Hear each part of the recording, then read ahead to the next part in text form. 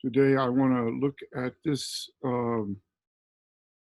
particular palace, the Armon. You see this? This is the Armon that Rabbi Melech HaMoshiach appropriated.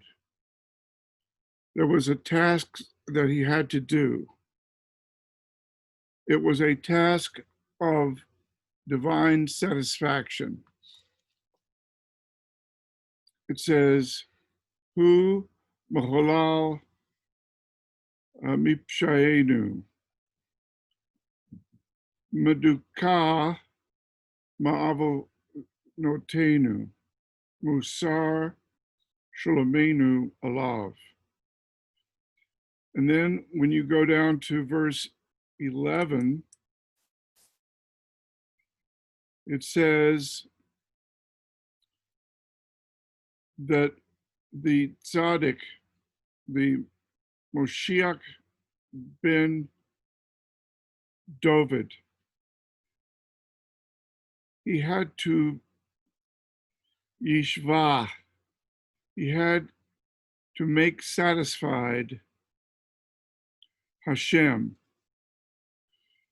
And the satisfaction that he had to render had to do with our Kapora. He was the Kohen Le'olam al Divrati Melchizedek. And so Kifa could hear the fists in the palace of Caiaphas. And the Talmid Kifa was terrified. And he did what many have done, many Jewish people have done. He denied the Lord. But Rabbi Melech HaMoshiach brought the work of the Kapora to satisfaction. And that work prospered in his hands, it says. And right here, he was taken from prison and from judgment. And then it says, he was cut off from the land of the living for the transgression of my people.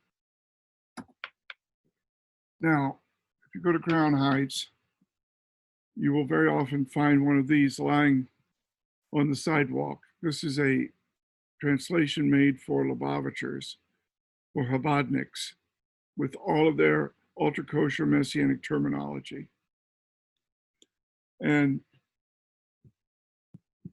when he stood up alive in Moshiach's Tahiyas Hamasim, Moshiach ben David, whose genealogies are given, Miriam bat Natan ben David and Joseph ben Shlomo ben David.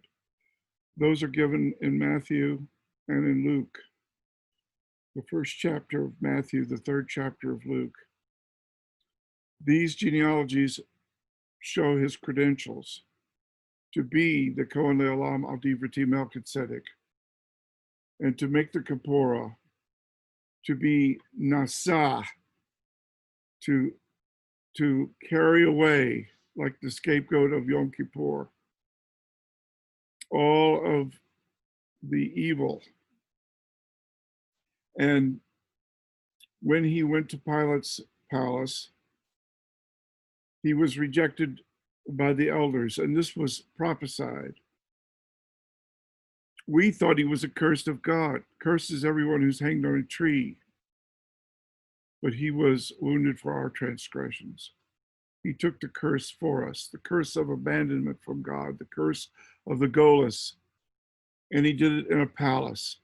And he said to his Sholihim, I go and prepare a place for you, so that where I am, there you may be also. So there is a ma'on, olam, for the believers.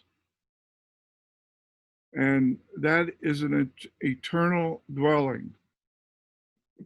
And he did it for you, and he did it for me. Moshiach ben David, we thank you that you made this kapora and you went to prepare a ma'on olam for us. I pray that everyone who's looking to a false Moshiach will look to the true Moshiach ben David and receive his kapora and receive him and have the eternal dwelling that has been prepared for each one given to him or her. And we'll give you the praise. And everybody said,